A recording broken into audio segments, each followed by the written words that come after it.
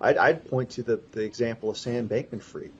We're talking about a money laundering scheme where people were defrauded out of billions and billions of dollars through the FTX scandal.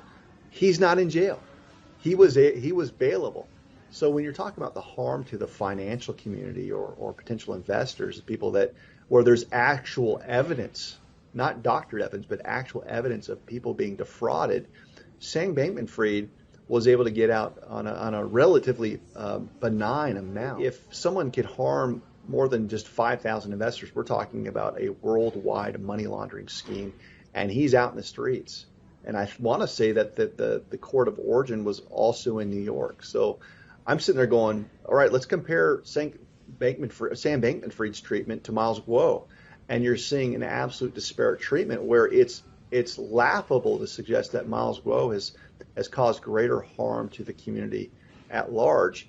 And Sam Bankman-Fried wasn't even in the continental United States when the warrants were being issued for him to surrender.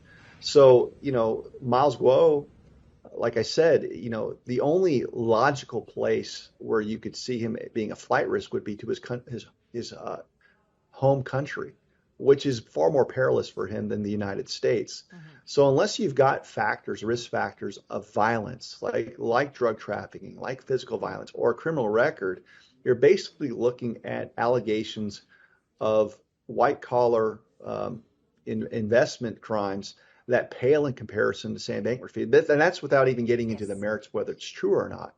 But to suggest that Miles Guo can't operate with attorneys, lawyers, and have conditions of release to make sure that due process is afforded is laughable. And what's clear from this is, again, what he's dealing with is a flash mob conviction. This is all about big splashy headlines that destroy his name, his reputation, and the facts be damned.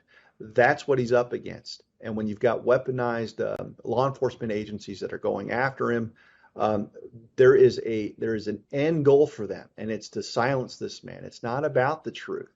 And so if people are kind of puzzling and asking themselves, why has this happened? It's because he's dangerous. He's dangerous to the CCP. And it really is that simple. Absolutely.